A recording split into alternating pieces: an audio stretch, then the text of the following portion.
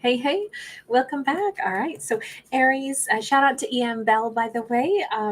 I saw you, that was your request. By the way, guys, as I'm working through the zodiacs today, if there is a zodiac that you are wanting me to get to sooner, you can drop that in the live chat right now. Okay. I'm going to get to all of them, but I just know some of you guys are waiting. And I'm sorry, I've been terrible this week. I was down with my lungs most of the week. But I'm back. Let's get to this. All right. So, this message specifically, it's really fun because we have a very rare event coming up starting tomorrow, which is the rare black moon. Now, that is basically there's a couple different times that we can refer to a black moon, but the event that we have coming up tomorrow is when we have a second new moon in a single month. So, new moons represent new beginnings. We have been getting some amazing stories today, by the way. The chance for a second opportunity at something that characters still want is kind of like the big message that's coming out. And it seems like all characters want second opportunities at happiness, at good things, and Aries seems to be no different. We have a second chance at a 10 of cups.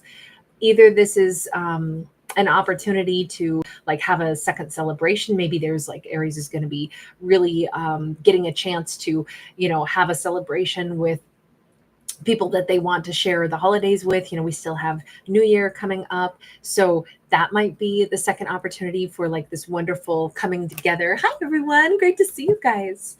Um, but this could be a second chance to just like gather the ones that we love. This could be a second chance to really express love as well, or this is just simply representing a second opportunity for our Aries to actually have a 10 of cups. Okay, here's the thing, it's a chance to look at what was blocking the 10 of cups. I'm feeling like there's a chance for a heart to heart feel conversation on the 30th of December. So that's tomorrow. We're coming right up to it, but this could be a chance for a really important heart to heart. Yeah, we got the high priestess in the reverse, a chance to reveal all, a chance for possibly, I don't know if Aries has been dealing with either a Pisces, a Virgo, or a Cancerian, but there's a chance for characters to really unblock how they feel about each other, a chance for characters who've had problems to unblock each other and finally reach out and talk. We have temperance, so Sag energy, and we have Six of Cups. I feel like there's an opportunity for either Aries to call this person up or vice versa, or maybe they're both going to say, I'm glad you called. I was going to call you. And the other person's going to be like, I've been thinking about calling you for the last 48 hours. I've been thinking about calling you for the last 48 days, whatever it is. I don't know if 48 is really going to be important, but it keeps popping out of my mouth. This is like two people want the exact same thing. This is soulmates sitting down and possibly having some beverages and possibly like healing a rift. I almost feel like this is it's an important heart to heart conversation, but it actually, the way this conversation could begin already puts them like, okay, I feel secure that you've wanted to talk to me too, just like I've wanted to talk to you. That takes the defensive energy away right out of the gate. It's like, okay, we're already starting on equal footing, which is I don't want us to not talk, and both people seem to be able to acknowledge that. That's the big reveal. Like, I hate fighting with you. I hate fighting with you, like that kind of conversation. This, because it's the 10 of Cups, this could be healing a rift amongst family members or romantic partners, anyone that we consider, part of our important group, right?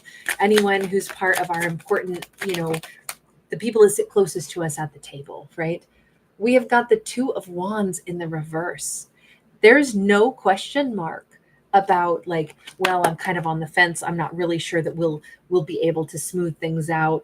We're just kind of a heart to heart, just to shake hands and walk away. Like, there's none of that question mark about what anyone's true intentions are. This is a very auspicious day for sitting down and speaking the words that need to be spoken to the people that really matter in our life, the people that we don't want to not ever talk to again, although there's already been some of that.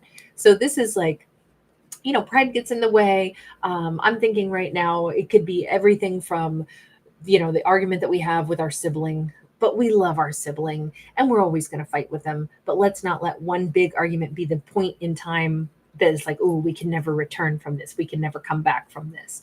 Because in truth, this bond is way stronger. The only reason I'm suggesting siblings is because these two do fight like siblings, even if they aren't, even if they are lovers.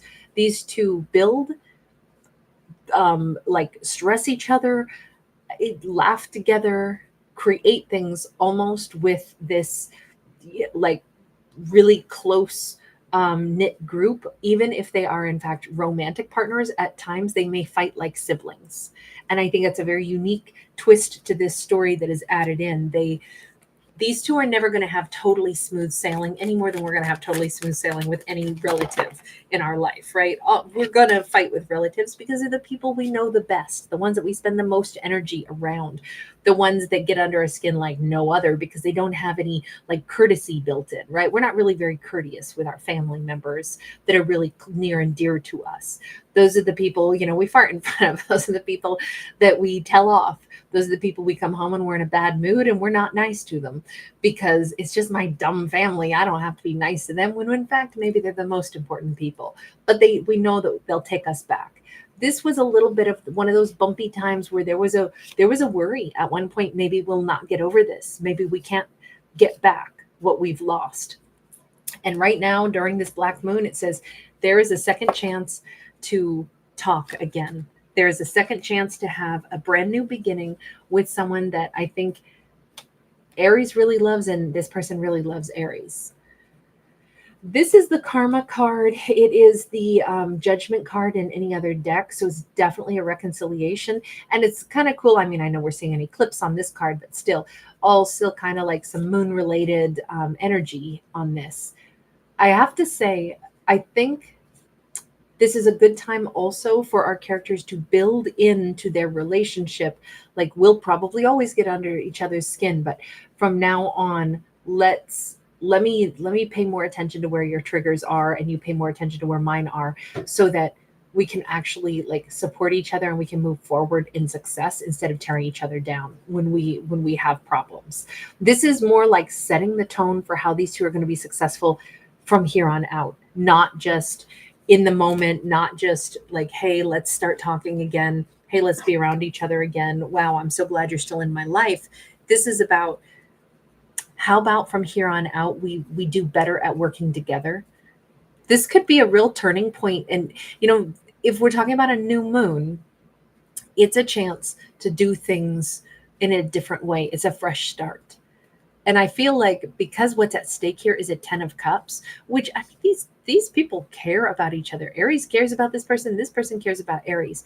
It would be worth it to make sure, I mean, these characters could come back stronger for having had this upheaval followed by a really important heart to heart, and the kind of like the promise of like, let's make sure that we're actually on the same page from here on out. And when we're not, let's not fight like this anymore.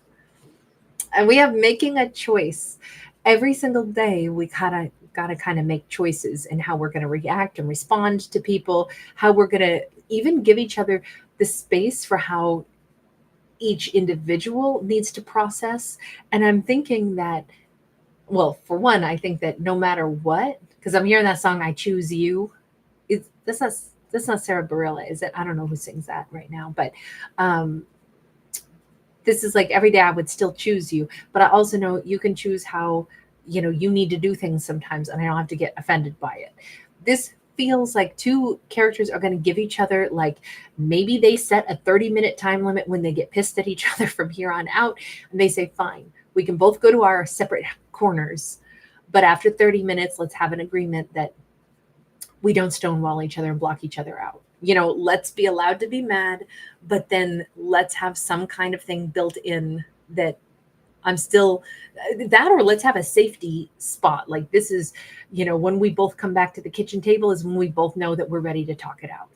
But if we got to go slam a door and go walk into a different room in the house, fine. But let's set this in like a safety net. Let's have basically they're refereeing their own future fights right now by having a safe zone. Like when you come back to the kitchen table, that's when we both are ready to talk. Otherwise, we can give each other some space. We can be allowed to be mad sometimes, but it doesn't mean we're going to walk away from each other for forever. You know what? I love this duo. Whomever they are, I love this duo because it's so much more realistic to know that, the shit's going to go down sometimes. We're going to be big pissed, but I don't want to leave you and you don't want to leave me. So let's be allowed to express, let's be allowed to go through the gauntlet of human emotions. And then also let's know that we can still prove that I'm still choosing to be here, though. Just because I'm mad at you doesn't mean I don't want to see you anymore. We've got that page of wands upright, and we've got this is like really healing because this is the 9 of wands in the reverse. I feel like this was the most cathartic, most meaningful, most beneficial fight two people have ever had. The chance to heal this on the 30th during this black moon, during this very rare opportunity. Keep in mind, the black moons are really, really rare. This particular kind that we're having, I think, only comes around once every 29 months. So we won't see one of these again for a long time. And it's very auspicious. It happens right at the end of the year of the dragon, before we shift into, Year of the Snake, which comes up next. And granted, no, we don't shift into Year of the Snake technically until, around February, around the Chinese New Year. But still, we're about to hit January 1. And so it's really meaningful that at this point in time, if there is an opportunity to fix something, this is the message for Aries anyway. The opportunity to fix something with somebody that they love and who loves them also, and to have a really important heart-to-heart that could set them up for having real success and to heal some wound that either Aries had or the other individual had for a very long time. This could be such a profound turning point for this relationship and for these individuals. This is the spark of like, I can't believe it, but being around you, even though I fought with you the most, you're also the person that I've healed with the most. Like, that's what it seems like could come out of this, which is just amazing. Oh, Rachel's Magic, thank you so much for filling me in on that. You guys are awesome. Hey, Patricia, great to see you, love. Thank you so much, Violet. You guys are wonderful. You guys, by the way, if you have an idea of what the next zodiac is that you want me to do, go ahead and drop that into the chat. I will kind of do those in order from here on out if you guys have a suggestion of what you're hungry to hear next. I'm going to get through all the zodiacs today, though, for sure. We've got a King of Cups. That King of Cups is, God, there's love here. There's kindness.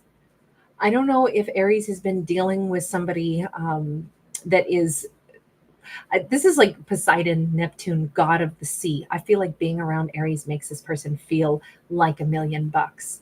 I think this person falls more in love with Aries after what could have seemingly been like, oh my God, it's the end of everything. And instead it's a complete 180. And in fact, a connection deepens and there is mutual respect and there is incredible amounts of trust that, wait a second, Aries loves me, Aries wants me, Aries doesn't want to leave me. Well, I feel the same way about Aries. And now we've both gotten to a place of trust. I think that this is somebody falling more in love with Aries than ever before. And I think it's coming from this heart to heart. It's when characters can lay all their cards on the table about what's important instead of like, well, this is what you did wrong. That's why I behaved this way because of what you did. You notice that that's not what the dialogue is here. The dialogue is, but I loved you. I love us together. When we're good, we're really, really good. I want that. I don't want that to go away.